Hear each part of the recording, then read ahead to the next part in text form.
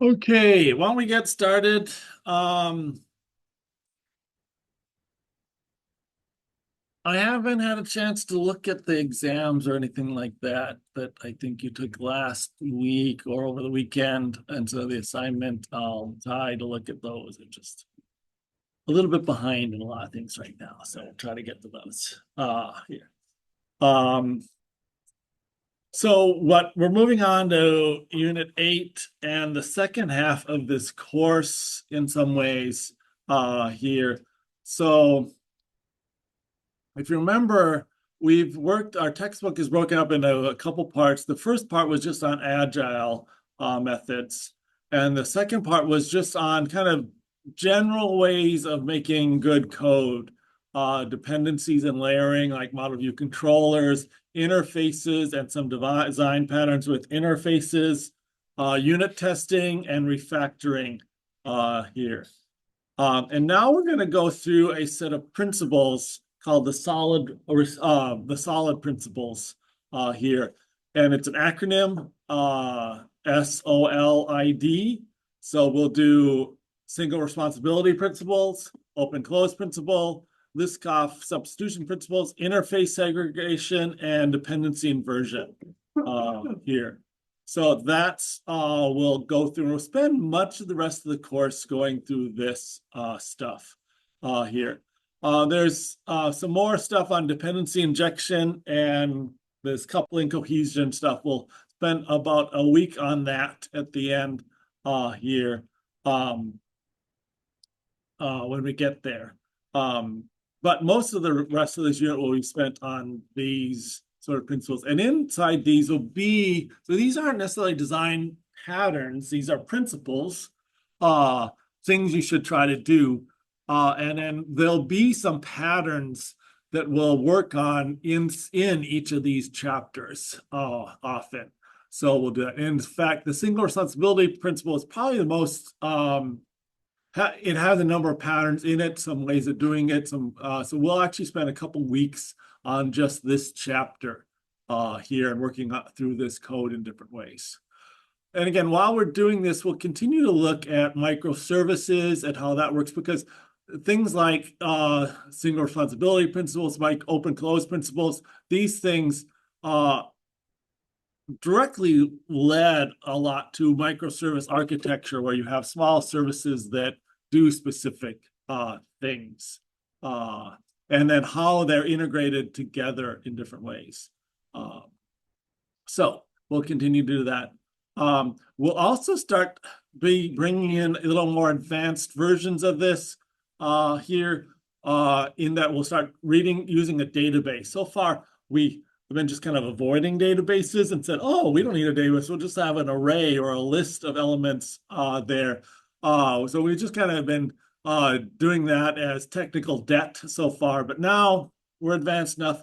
I think we know you've gotten into .NET stuff more, and you're hopefully a little bit more comfortable with this environment we're in. And so we'll start doing actual database integration stuff. So we'll start talking about that and getting that set up this week here.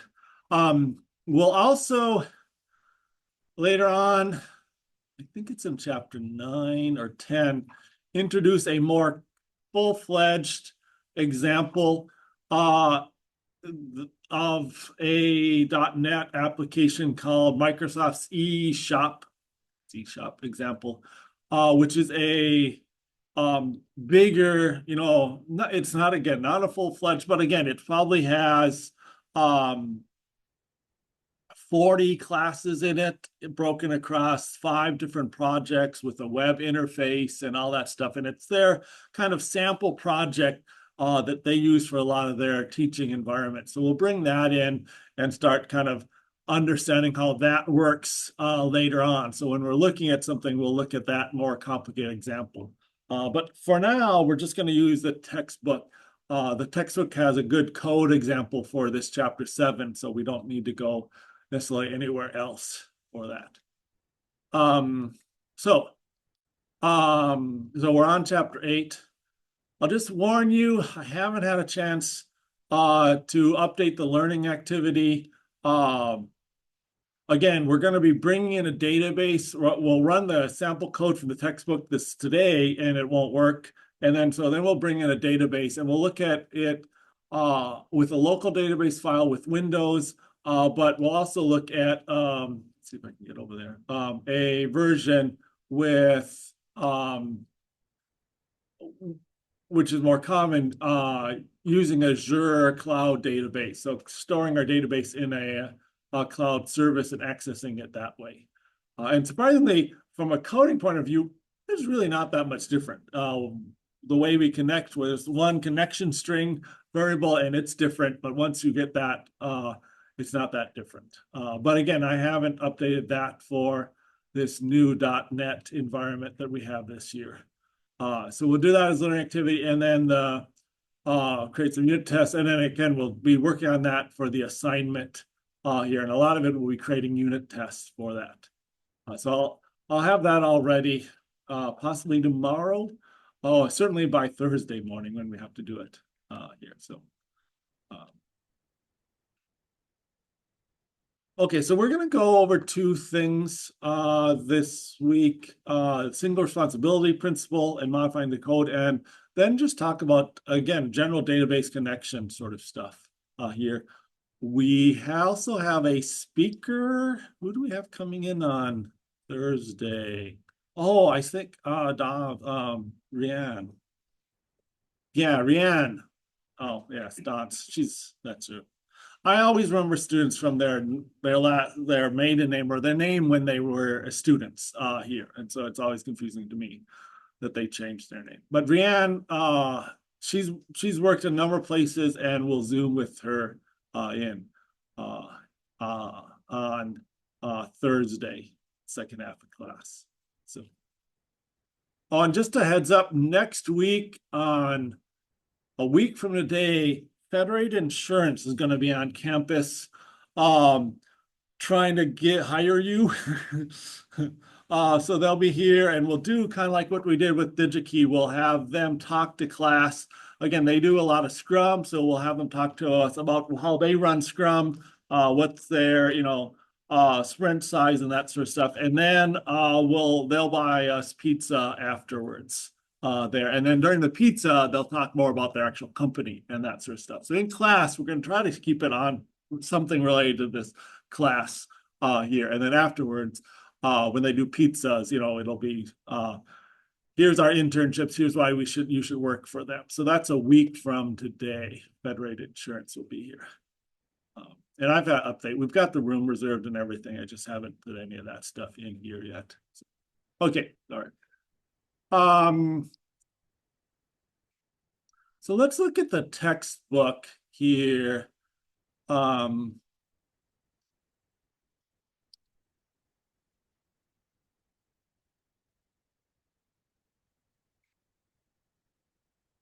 we're doing our S acronym, single responsibility principle.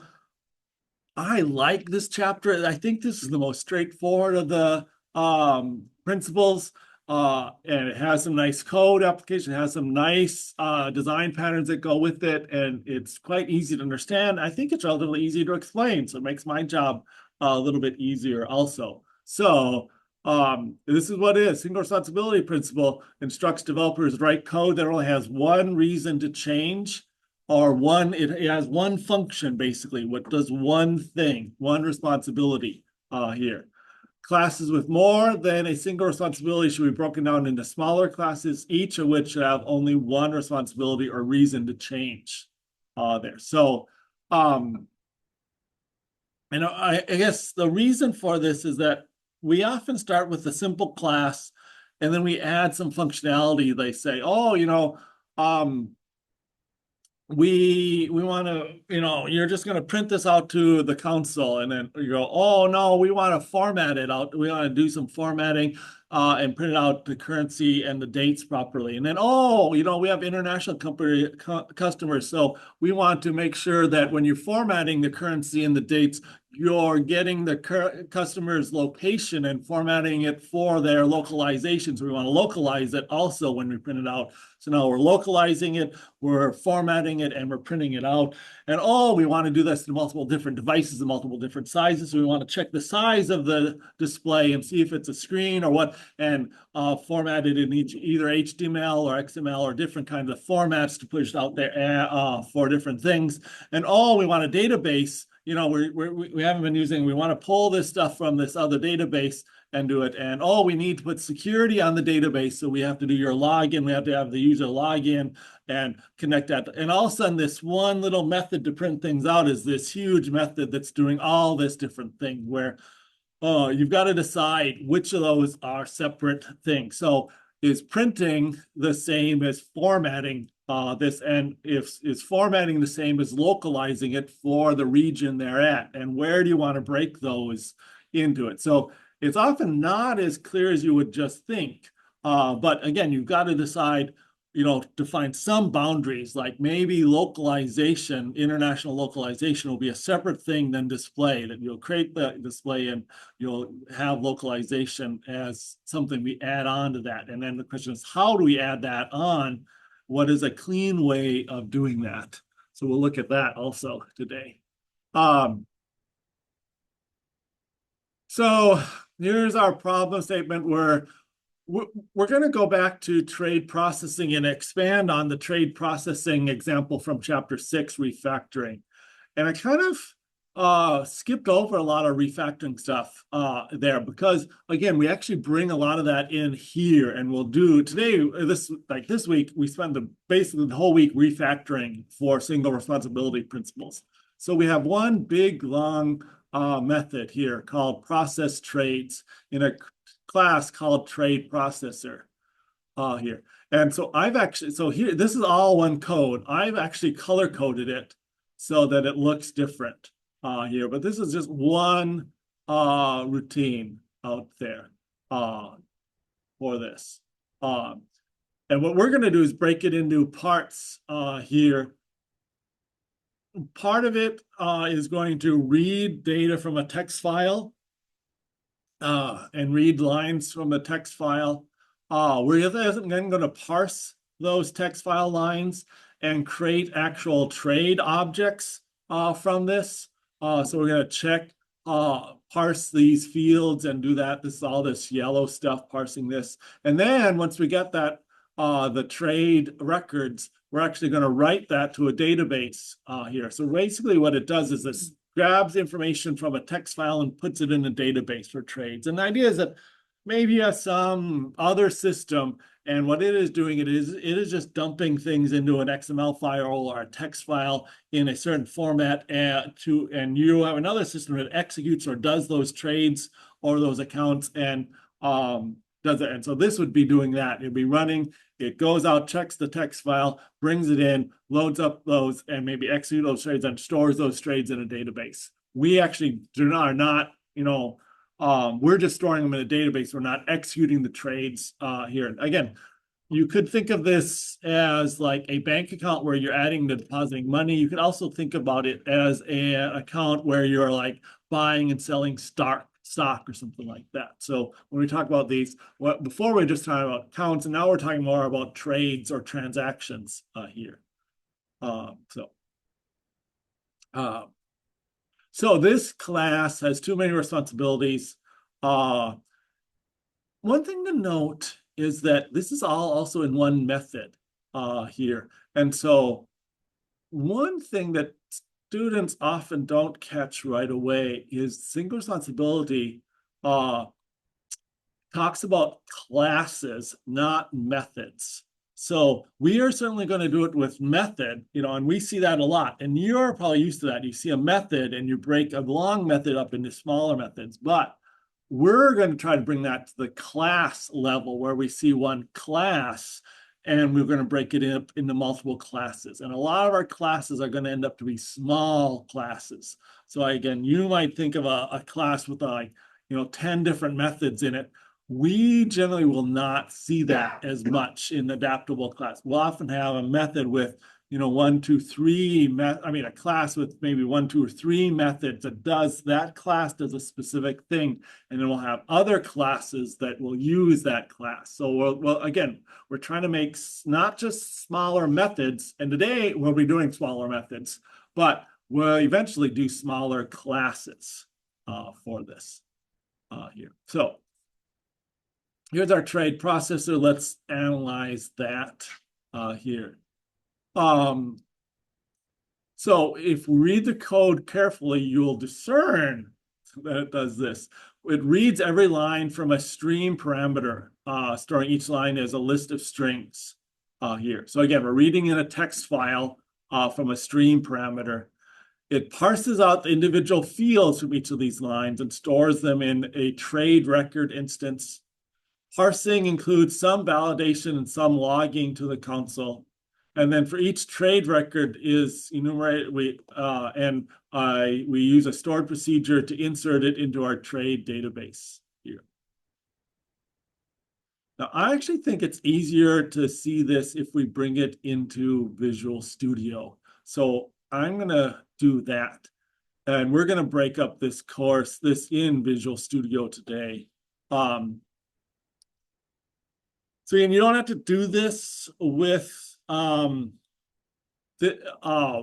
we start the learning activity, we'll start at the end of basically what we have today, I think, when the code's already broken up here. And so today we'll just try to break this code up. So I'm going to go, so you're welcome to break this code up along with me, or you're welcome to just watch as I do it. Here's our single responsibility thing. I don't know if you see any of I don't know what kind of memes you get on your social media, but if you don't get solid software engineering memes, you haven't controlled your social media feed correctly. But there's a whole bunch of memes for software engineering, including single responsibility principle pictures. And so here's the solid one, which I like here. So, and we're going to grab this starting code. So I'm just going to grab this code. And this is the same code that's in the textbook that we just looked at in the textbook. So I'm just going to clone that. And again, when the textbook describes something, I'm just going to do it here also. Again, and you can if you think it's going to be better for you to learn just watch, and because you don't have to do this. Yeah, so let's do that. Okay.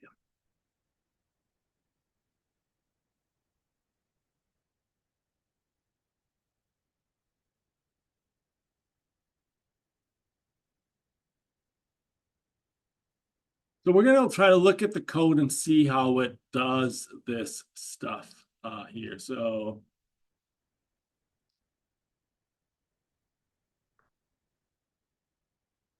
sure why it didn't.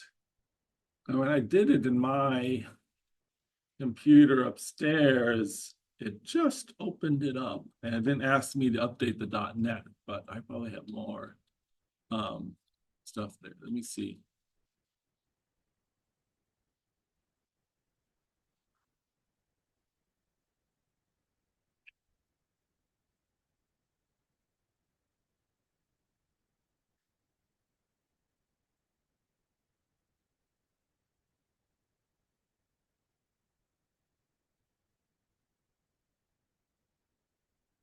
Yeah, it's using an old .NET framework.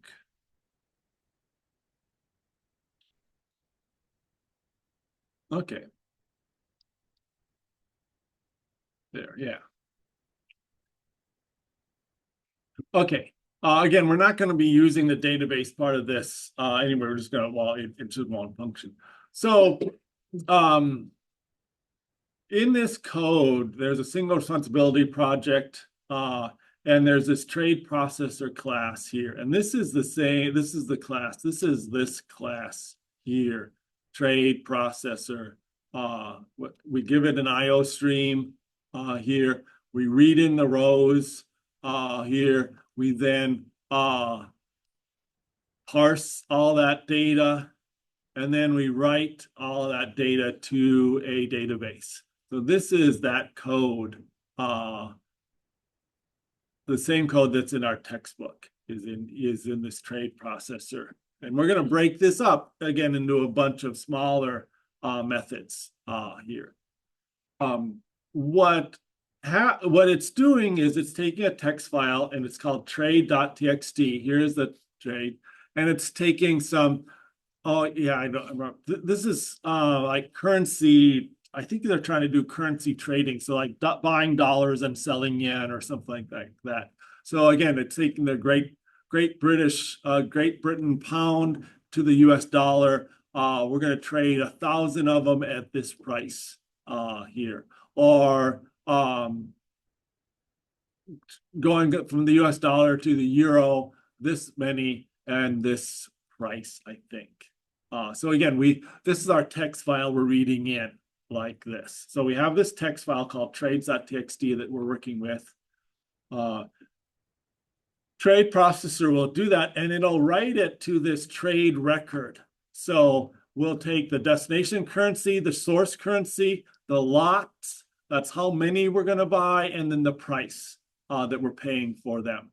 So from this record here, we'll grab the source, the destination, the lot size, and the price. And we'll put that into these trade records and make a trade record for each line. So every line of this will become one trade record in our stuff. And then our main program creates a stream that is tied to the text file. So there's the path to the text file there. So that's our text file. We create a new trade processor object, and we say process trades, and we pass in that text file or that stream for that there. So it will just process that stream. Okay, so let's go in here. So again, that's what this is describing, what it does.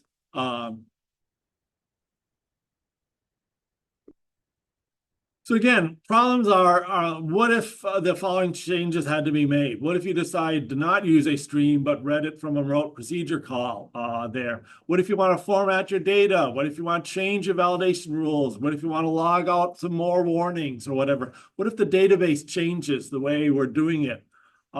If any of those things change, the same method has to change here in the same method. So it's just hard. Now, even just logistically, one thing to consider here is, remember when you were working in projects and you had different user stories? So let's say each one of these were a user story in a single sprint, and each person was assigned one of these user stories. You all grabbed the same code and all pulled a copy of or branched off a copy of that code, all changed. There's only one method process change, and then you're going to try to merge those all in. They're all affecting the same method.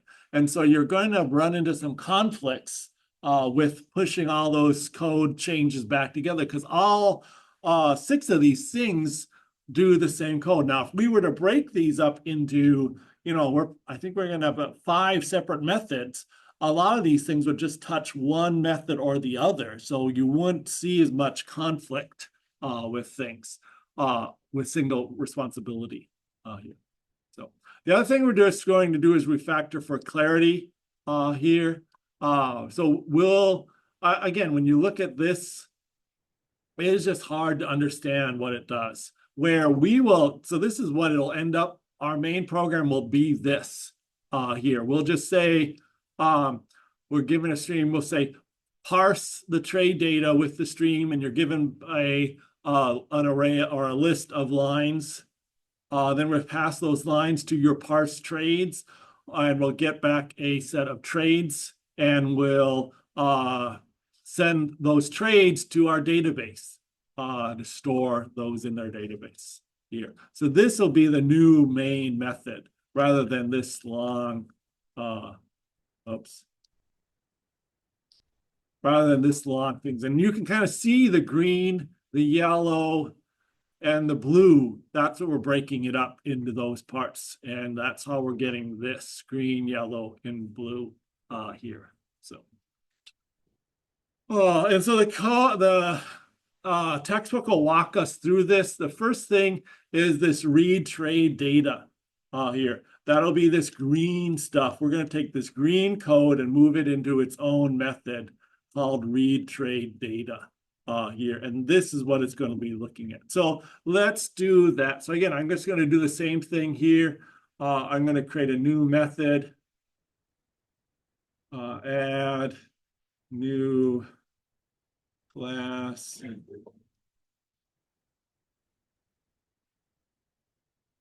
Read trade data. That's what we're supposed to call it here.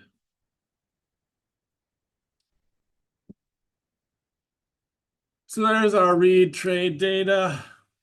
Oops, did they do it as a? I did it as a class. They're doing it as a method. Sorry, I jumped ahead. I forgot. We're not adding it as a class there. So I'm going to delete that. Eventually we will. But it is just a method here. So, okay. All right, never mind. Delete that. Go back into here. And I don't know where you learn to put your methods, or I'm just going to put it up above because I think it's a little easier to see. So we're doing public. Oh, I'm just going to grab this to save me some typing here. So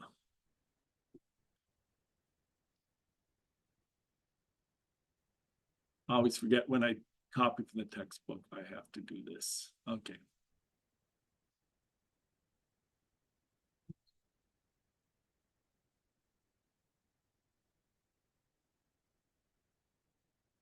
Okay. So we're going to do that. We're going to move this code here up into that. So here's our method. Our code for reading the text file. We're going to move that up here. And then we're going to call read trade data down here.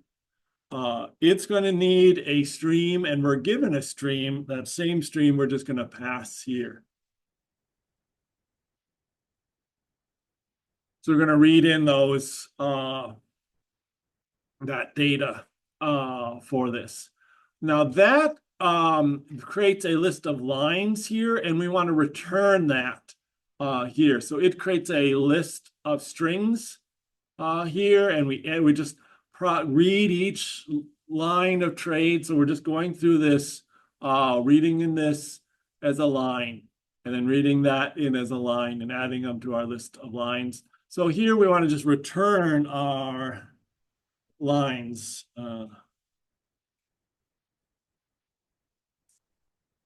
So we create the new list of lines and we're returning that. And so again, we want to keep that here. When we call that, we'll just do a, now the book says var lines equals read trade data line, and just use this generic variable command here. Eventually I'm going to get rid of all those, but today I'm just going to follow the code in the book here. A lot of companies I know of will not let you use generic data like that. You have to actually declare the actual variable of the right type. Okay, so that's our first spot. So again, we just moved this data, refactored it, put it up here, called it read trade data, called it pass the stream up there, and then it returns the lines, and we save that. That seemed pretty straightforward.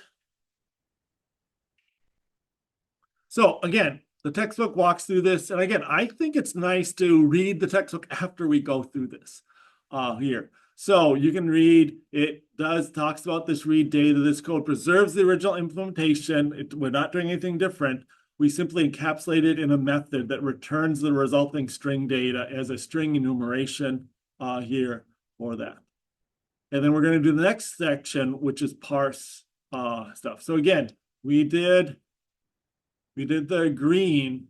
We're going to do the big yellow section, which is going to try to parse this here. So again, so far we've done this read trade data. We're going to do this yellow one, parse. We're going to send the lines up to parse trades and do that part. So that's what they're talking about next, is this parse trades stuff here. Okay, so let's do this next thing, parse trade data. Copy. We're going to do a new method up here called parse trades data. We're going to take this code, again, where they start by declaring an array of trade records, an empty array of records, and then they parse the strings, and eventually down here to where the connection string is the start of the database stuff. So we go down to there, just before the connection string in the database stuff. So that's this stuff. I'm going to copy all that out, put it up here. I call this rewiring code because this is the point. So we copy the code, and now we have to say, oh, what does it need? What parameters do we need to send into it? Here we need the lines here. It had lines of 4. We're actually passing in a new variable called trade data. So I'm going to change this to that. And then here where we call it, here we're going to call, what's our method called? Parse trades, and we're passing in the lines. So we're taking our lines variable and passing it into parse trades. It is renaming it as trade data. And so this thing that was called lines, we're using trade data here. It also has to return a value. That's why this is highlighted right. Not all code paths return a value. No code paths return a value. And again, we're returning this array. So again, we declare a variable, a list of trades here. So at the end, we just want to return those trades. We want to say return trades. Oops. There. So we want to return the trades here. Let's see what. You have the return statement inside a for loop. Oh, did I? Oh, yeah. Okay. I was wondering why we were doing a line count there. Okay, there. That's a better place to have return trades. There. So again, we go through, we loop through each thing here. Now, again, you're thinking, Tom, this is a really long method. Shouldn't that be broken up? And you're right, that should be. We'll do that in just a sec. In the textbook, we'll walk us through breaking some of this stuff up into parts. So again, what is it checking here? It is splitting it uses a split to break our trade characters up. So again, it's going to split on a comma. So this will be the first one, the second one, the third one here. It's going to split things up with the comma, will be our fields. There should be 3 fields. We just talked about that. Oops, I just closed that. 1, 2, 3 fields. So we check that we have field 0 should be of length 6. This always has to be 6 characters. So we check that here. And then once we have that, we're going to grab field 1 is the trade amount. Field 2 is the trade price. So trade amount, trade price are the 1 and 2s. Here, field 0, we're going to grab substring 03 here. So substring 03 is that. And then substring 46 is that one, right? And yes, this substring command is the starting location and the length of it. That's what the substring is. So again, starting at the 3rd character, going for 3 characters. So that we have the source currency, destination currency. And once we have these these values, we create a trade record. And remember, our trade record is this we create a trade record, we set the source currency, the destination currency, the lots, and the price, and then we add that trade to our list of trades. Remember, we just created, we started with a blank list of trade records up here. Every time we go through, we get a line, we parse it, we create a new trade record, add it to our trades, and increment the line count here.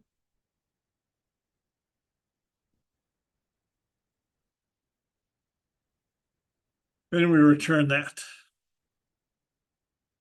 Again, the book will walk through this.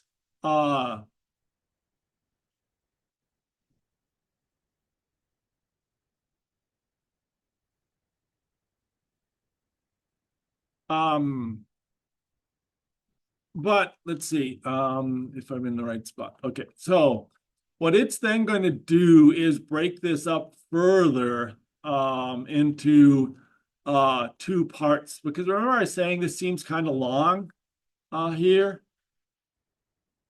And so we're going to do it in two parts. We're going to do one part to validate the trade data, the fields here, and another part to map the data onto a record. So we're going to move all these if statements, these validation statements, into one method.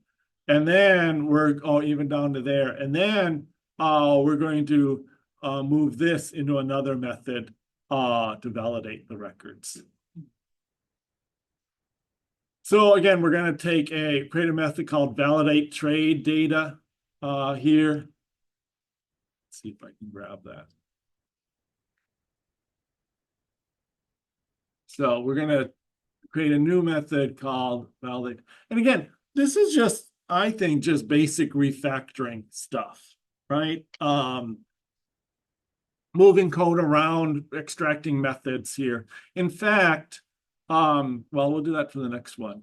A lot of places will have this for us. So again, we're just going to grab these if statements here down to there, I think, and put those up here. There's the if statements here, and then it's going to return either true or false for this. So validate trade record is going to return a Boolean. We're going to pass in the fields and the current line.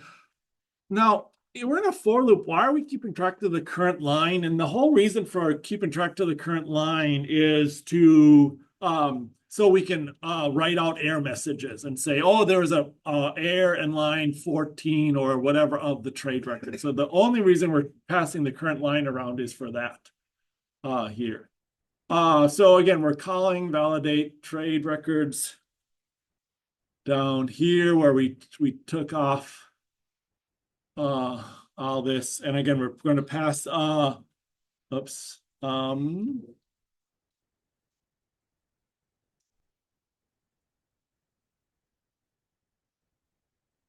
I did it in parse trade. Yeah, we're doing parse trades. Oh yeah, it should be down here once we get the fields here inside our for loop.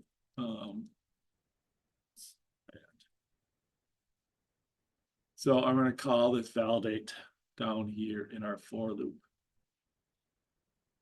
Yeah. And we're going to pass up the fields. And then we're going to pass in the line number here. Actually, we have a variable for the line number, don't we? Line count.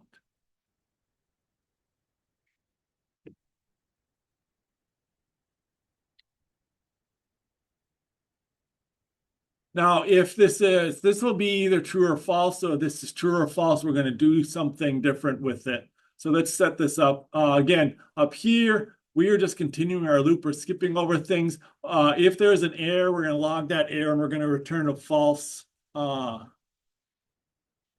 saying that that data was not good. And so at any time we get an error, we're going to return false out of this.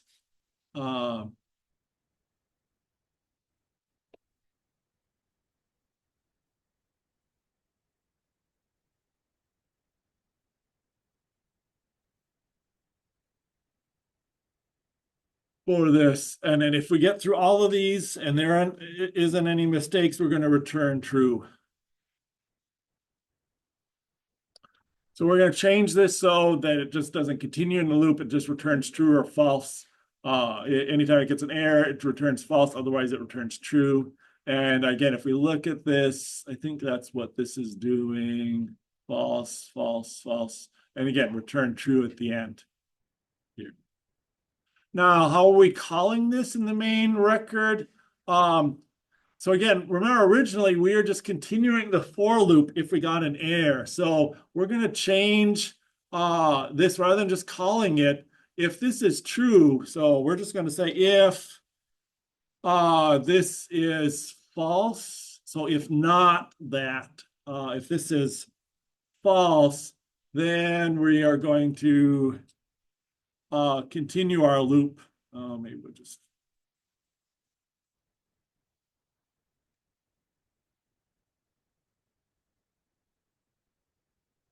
We're just going to continue our loop and go on to the next line because we printed off the error and then we can't parse that line. So we're just going to continue. So that's what they're doing here.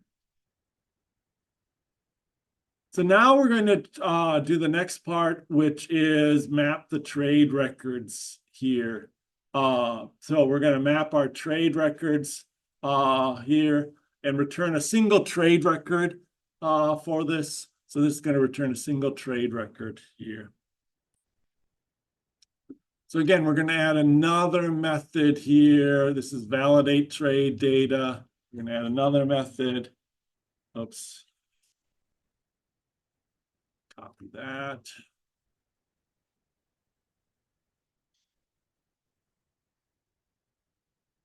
And again, we're going to move. We're inside our for loop. We validated the fields here. We are now going to extract the fields. We know that this is a good record. We're going to extract these fields here and create a trade record that we can then add to trade. So we're just going to take this code, move it up to our method.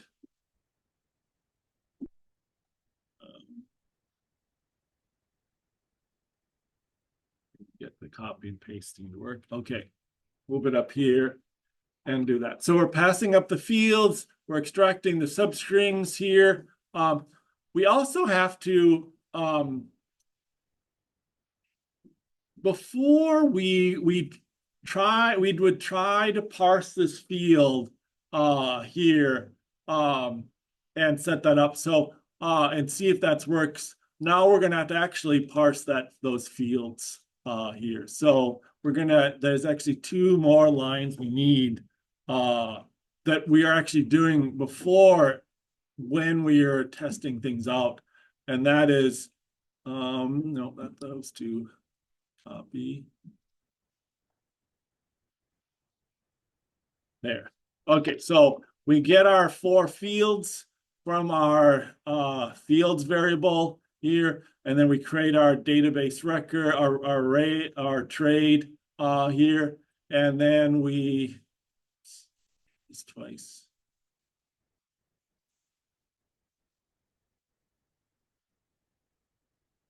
Now we're going to return that trade. So we've created a trade and we're returning that trade record here. So again, when we call this, we haven't called this yet. We'll call this here, and we'll call our map trade records, where we took that that code out of here. Well, it needs the fields, so we'll pass in the fields. It's going to return a single trade object, so we can declare a trade record trade and capture what it returns. So it's going to go up here, return a trade record, and put it down here, and then we add the trade record to the list. So now this version of parse trades should be the same as in the textbook here. So again, let's see, where do they do this?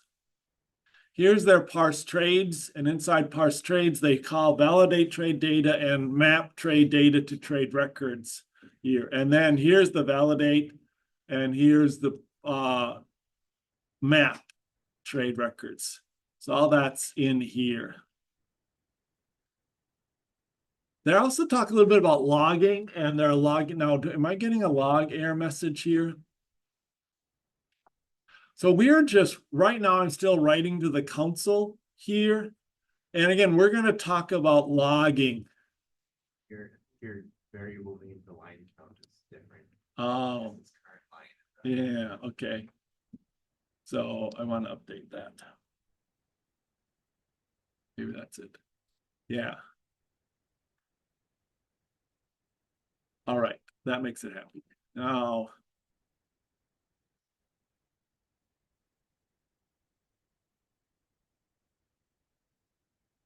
okay, those are later on. Oh yeah, well, it's this one. If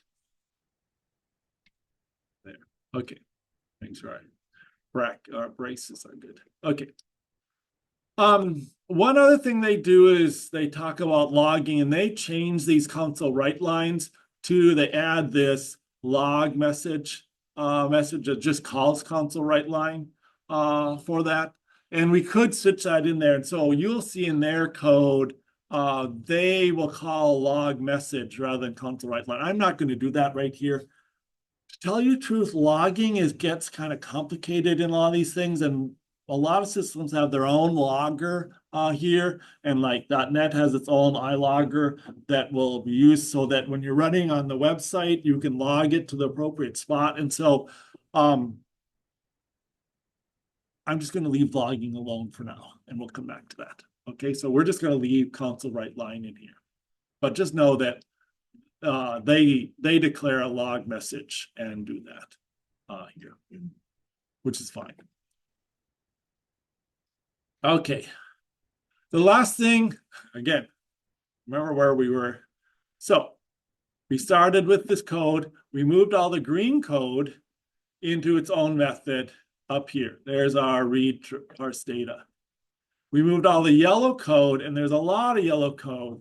So we moved that into a method called parse trades. And we kept the for loop. So there's a for loop here, a list of trades, a line call. We kept some of that there, but a lot of this, the validation stuff, we moved into its own method. So we put all the if then checks up here into a validation trade, and we called that here. Oops. We called that here, and then we moved all this bottom part, adding it to the trade stuff. We called that to map trade data and made that here for that. So we broke this really long yellow stuff actually into a method that then calls two other methods.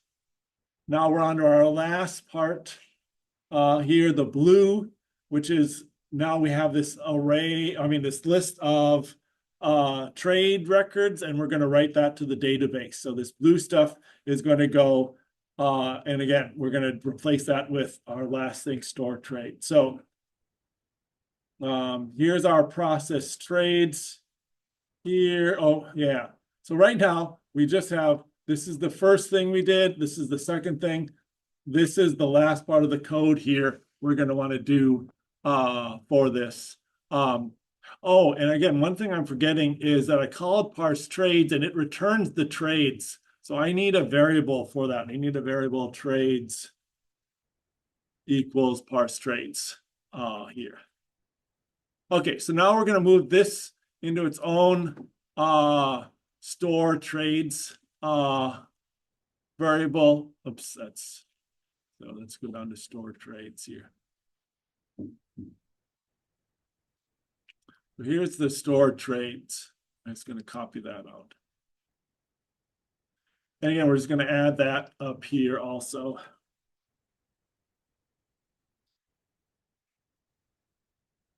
So store trades is void, but it needs a list of trade variables. So again, we're going to call store trades here. Oh, well, let's move the data. So here's, let's see, here's our database going down to there. I'm gonna grab this whole using stuff, get that all out of there. Put it up here.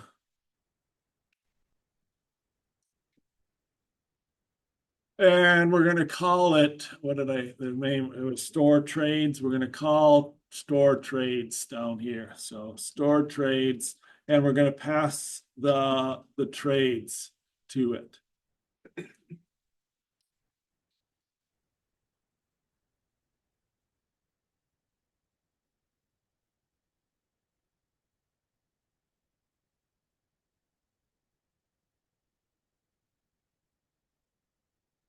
So here's our records here. We're again down to just this, where here.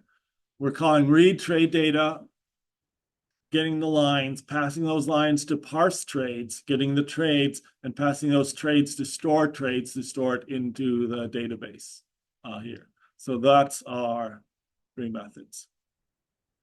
We do have this, again, this log here that seems out of, we don't have, well, yeah, we do have trades count. Why is that giving me an error?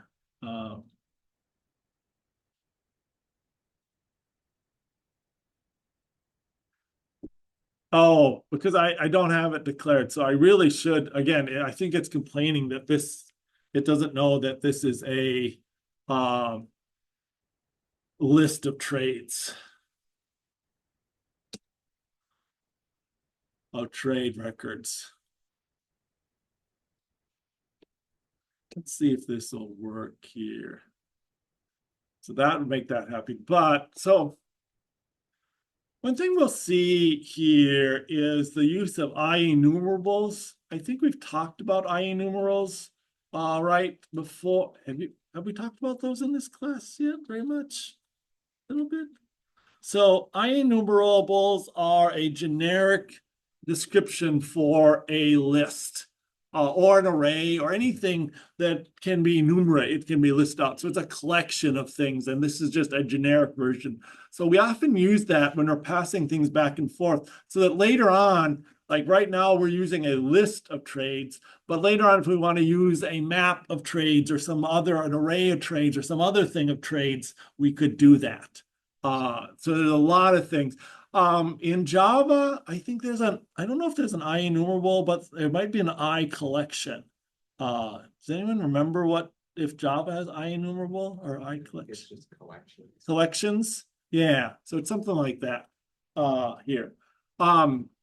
So again, any list or what can play the part of IEnumerable, once you have it as an IEnumerable, then from there on in your code, you've got to treat it as an IEnumerable here. But IEnumerables, you can't necessarily count them. So if to get this to work, I need to declare it this way, but my trade.count only is available. Not all IEnumeral, not all collections or lists, things have a count ability here. Like if you're in data structures right now, might think it could be a map, it could be a tree structure storing these even like that, and there might not be a quick count method to some of these maps or tree structures that would be an IEnumerable here. So we're just going to skip that print out, and that's what the technique does too. I'm wondering if they might move that up into this parse trades. Okay. So they talk about this, breaking the code up, and doing all that stuff. So that's where we're at now. We didn't run this code. Initially, this code I don't think runs because of the database connection. So if I run this code, it should crash when it tries to connect to the database. It'll read the string file, it'll parse the strings here, but eventually it will crash. I'm just going to come here and we'll wait for it to crash. I think it'll crash. And I'll point us to the database connection. So yeah, SQL client exception, the network related instance of the SQL server was not found. So again, our database connection is not working yet. So again, we'll be on Thursday, we'll work with a version of this with the database actually connect. Now here, what it's supposed to be doing is connecting to a local database here. So we have some database here this is our database table for trades. And this is a stored procedure to create those trades here in our database for that. And that's not happening for that. And again, we'll talk about that later. So again, I want to get to it.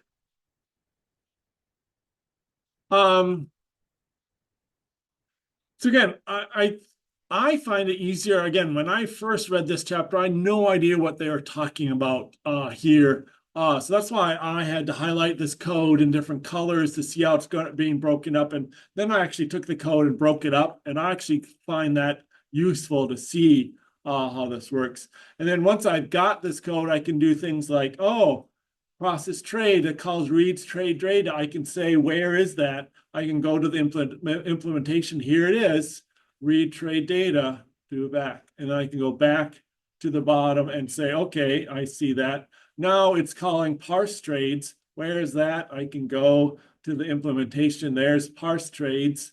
And I can see, and it's calling validate trade data. Where is that? And I can go to that validate trades and see what's doing. So that's single responsibility principle at the method level here. Now, one thing we're going to run into is testing these things out here. We want to run like unit tests and test out just this validate trade data method. One problem with unit testing is that you unit test a class and you only unit test the public interface or the public things into that class. So if we were trying to write unit tests against this, we would have to just unit test whole process trades method. That's the only public method into this. And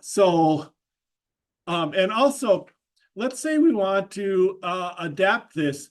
Maybe we don't want to read it from a stream. We pass in a stream here. What if we want to pass in something else other than a stream here, like a RESTful API call or a URL that we call or something like that? How would we do that? This is set up. We're passing in a stream hard-coded in there, and we need that stream. So in our main program, we create a stream and we have to pass in the stream. We can't pass in anything else here. Same with things like store trades. What if we wanted to, right now it's hard coded in to store to an SQL database that's set there. What if we want to store to a different, we want to be able to swap out SQL databases or, different kinds of persistent storage. How would we do that? So the next thing we're going to talk about is refactoring for clarity here. So here's our methods, and we're going to look, and we're going to basically put in interfaces to some of these things for this stuff. So let's see. I'm sorry, I was in the wrong section. Yeah, refactoring for abstraction there. So the first thing we did was just refactor for clarity. We did that. Now we're going to add some abstraction, which means interfaces here. So our trade processor is going to work through an interface called iTrade data provider here. Our parser is going to work through an interface, and our storage is going to work through a persistent interface that we're going to call iPersist here. So we're going to try to define, or iTrade storage. So we're going to try to find an interface to them. And what that'll let us do is when we're trying to test this out, we can pass in different components, or we can swap components around a little bit.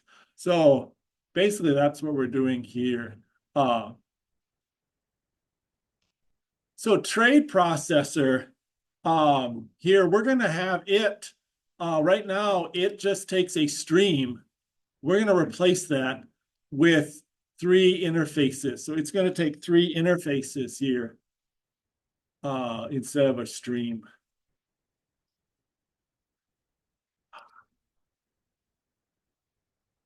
I think I would learn sometimes.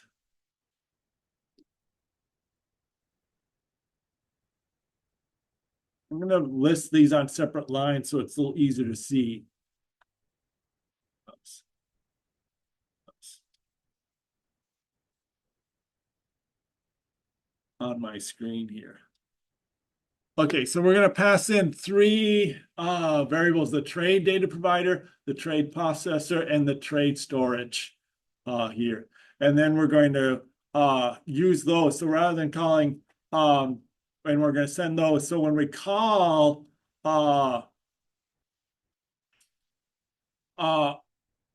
this, we're not going to just call read trade data. We're going to call our trade data provider and say get trade data for this. So again, we're going to change this up so it works. So I'm going to wait and do this more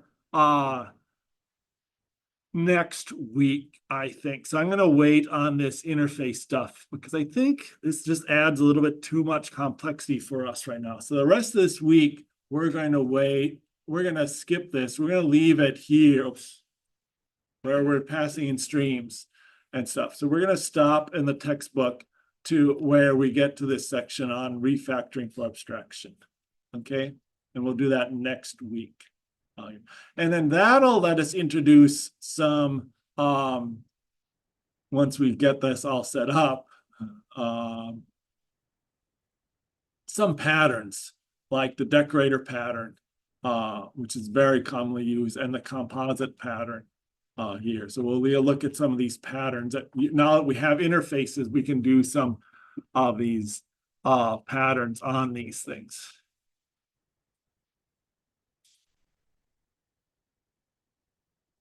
Okay, so all we did today was take code that wasn't working, broke it up into parts, and it's still not working.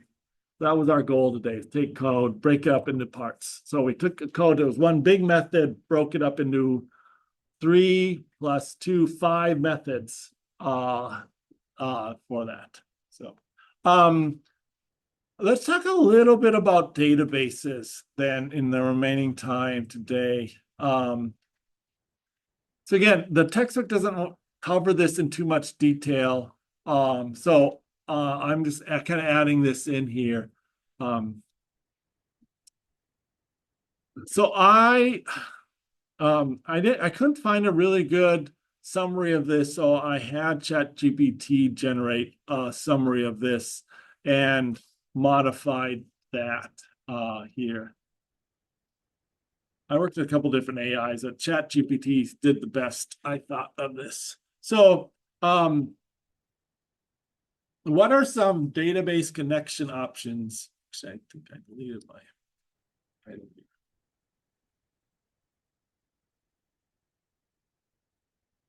For our .NET stuff. The newest entity framework is one way. And again, a lot of these will be called ORMs, object relational mappers here. And you can kind of see that's what we're doing here in our code. We're taking data in a text field, we're creating it, putting it into an object, a trade record object, and then we're writing that out to the database here. And here's our stored data. We didn't even look at this code. Let's just look at this code real quick. We create a connection to a database, and we use what is called a connection string here that defines how we connect to that database here. We begin our transaction, and then we go through each of the trades, and we create a database, a command here, and we're going to use our stored procedure, and we're going to do an insert, and then we're going to pass in the source data, the destination data, the lots, and the price, and then we specifically map from our SQL each field in our SQL to a field in our database. I mean, in our record, our objects. Our object has 4 records, and our data, our SQL has 4 records. And they might be slightly different. Like you'll notice that in our object, our C# object, it's source currency with a capital S, where in the database it's source currency with a little s here. Same with destination currency. So there's some differences in that stuff. But we have to map every field. And again, you might have a database with 20 fields and you'd have to map every one.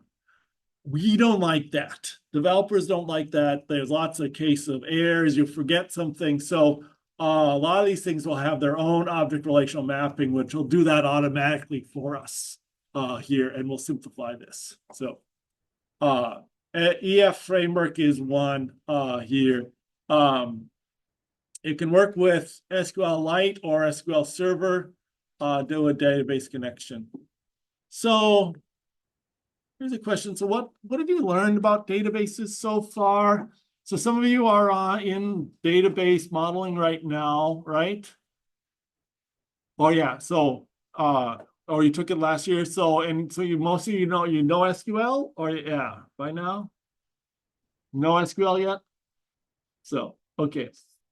You're just starting, so you're in database modeling now, and you're just getting started on SQL. Okay, so this will be pretty locked up. So what you need for that. Do you learn stored procedures? Last I knew, we didn't cover stored procedures really in database modeling. Does that sound familiar at all, what a stored procedure is? Vaguely, yeah. So I mean, it is a set of commands that are stored kind of on the database. So we'll talk a little bit about stored procedures here and tend to use those sometimes. I'm trying to decide more. So again, okay, so I'm trying to frame these descriptions of what you know. So again, EF core will map, will connect up to the database and do it. But again, rather than having to map every field, we'll just be able to like connect it, and it will map an object to a database as long as they're in. We've created them together. So we have to make sure we create our database table and our C# object exactly the same way, or create one from the other so that everything's spelled and exactly the same there, but then we can do that mapping. Daper is a lightweight version of this that works very fast here. And again, you can kind of see this looks just like SQL select star from users, where ID equals ID here. For that. This is what will, again, right now, this is what we're using here. I'm trying to figure out if we want to continue to use this or not. So we're using ADO.NET. That's what this code is using ADO.NET. We create an SQL connection. We begin the transaction. It's very low level. We have to do everything for that. So again, we use SQL connections and SQL commands. And here's an example using SQL connection in our connection string. We open the connection, we create an SQL command here, and then we do a reader and we read some values from this stuff. So this is what I'm using right now. And again, between now and Thursday, I'm going to decide if we continue to use this low level stuff or if we want to use a higher level version of this for this. So again, these are kind of the main ways, EF, core, Dapper, and ADO.NET are just different versions of connecting to a database. Now, once you connect with the database, and this is what I didn't like about how ChatGPT highlights this, stored procedures, any of those can use stored procedures. And so here we're using a stored procedure. So again, this is our stored procedure. It is kind of SQL code that's stored on the server where we specify what parameters we're sending to this stored procedure, and then it puts those into an SQL statement. So here's the SQL statement that is inside the stored procedure based on the parameters for that. So we're inserting into trades this stuff with these values, and then these are the parameters up here. So again, a lot of times we'll use stored procedures. Now, why do you want to use stored procedures and some of this sort of stuff? So here's the next question. So do you know what SQL injection is? Have you heard of that anywhere?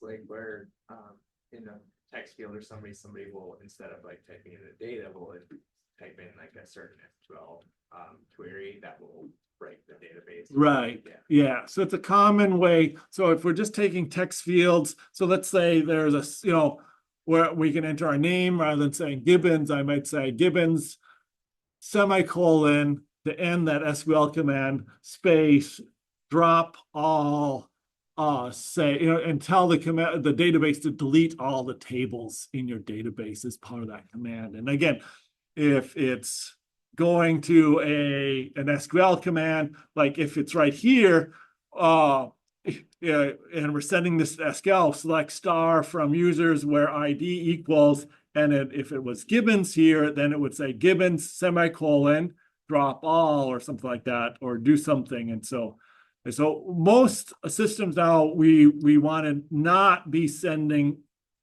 this to our commands directly. We want to be using something like an SQL command or something where it is checking for the security of this and watching for SQL injections. And that's where stored procedures work a lot, is that they'll the format often will, the computer can check things out to make sure that we're avoiding SQL injections issues. So now this one also talks about dependent database connections versus dependency injections here. And this is what we'll be looking at. We'll be passing in our database to our service to run things. And then we'll originally do that, but later on we'll look and see where we can just tell the computer, this is our database will do with what's called dependency injection and do it. So again, I left that in here, but I almost deleted this section because again, this and this are not really on the same levels of this. But again, there's stuff we'll learn in our class. And this is what I see a lot with ChatGPT, is it's often will confuse. So 4 and 5 are interesting things, but they're not really part of this list here. Now, the rest of the lists are pretty good. Azure databases, we'll be looking with cloud databases, and we'll do it. And again, with our assignment this week, or the learning activity on Thursday, we'll look at doing it with a local Windows file or a local Windows server, and we'll look at using an Azure database also for that. Will be the other option. I can display in the screen. No, it's too wide for the screen, I guess. Okay. So, what database are you using in database modeling? You're using, I think, a local database. You know what? Are you running it on Windows computers in the lab? Yeah. Right? And you're just connecting up, you're running like management console, or what do you remember what it's called? Anyone remember in database what you ran? Like Amazon workspaces, and it was like just this SQL server. Okay. Microsoft SQL server. Yeah. Microsoft SQL Server, yeah. What were you running it in on a cloud, an Amazon cloud, or? I had to do it on my laptop. Okay. Database. Uh-huh. Okay, so we'll look at both there. And again, we'll look at we'll tend to use SQL Server, which is the Microsoft product, because we have easy access to it. But again, you could run SQLite, which is a non-vendor specific version of a lighter version of it. So okay, so again, we can run that in the cloud. Again, we'll tend to use Microsoft Cloud because we're in Visual Studio, but again, you could just as well connect to Google Cloud or AWS Cloud, and all that is going to be doing is changing your connection string to connect to the different databases here. You may notice that a number of the guest speakers have been talking about MongoDB or something like that. That's getting very common now, where we're not using a SQL Server data, a SQL database. We're using a NoSQL database and connecting to that for that. And again, the way we connect to it is a little different, but again, the general process is about the same with a connection string and getting the data and then doing some sort of. Our object relational mapper is different because it is not a relational database. So it's often an object JSON mapper or an object XML mapper. Excuse me. And again, there will be JSON libraries just, and we will tend to talk, rather than talking about ORM, we'll talk about serializing and deserializing often the data to the database in this example, in that sort of word. I also added nhibernate. ChatGPT didn't put nhibernate in here. I'm going to delete here. But I asked it to include this here. Again, you'll hear a number of our guest speakers talk about using nhibernate out there. I think our last one was using nhibernate. I'm trying to figure out. And nhibernate is, again, an ORM that you can use in Java or .NET that allows detailed control over the data mapping for this. And you can set that up. And again, I've looked at using nhibernate in this class, and it's just a little bit too complicated to set up and run. Once you get it running and everything and using it, it's not that bad, but it just adds a little bit too much complexity as far as the setup goes for us, especially if for online students or people running it on their own server. You need to install the nhibernate libraries and stuff like that. So we'll see. So again, we'll look at these different database options and stuff. Right now, I'm looking, if I don't change it, we'll use the standard ADO.NET low-level library to do this connection. So. Okay. So again, that's this. This is the link to Microsoft's overview of ADO.NET. This is a good, simple read that kind of talks about this selection. And then, since I mentioned nhibernate, I linked to nhibernate and what some of the resources for that here.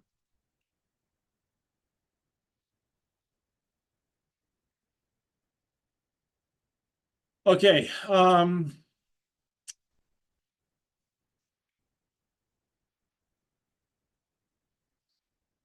Again, so we'll on Thursday we'll take this code again from the assignment. We'll do this code and this trade processor, and we'll add and get a real database, and we'll connect this up. Actually, we'll do an Azure database. So that'll be our job on Thursday, to play with this code and get that working with Azure database.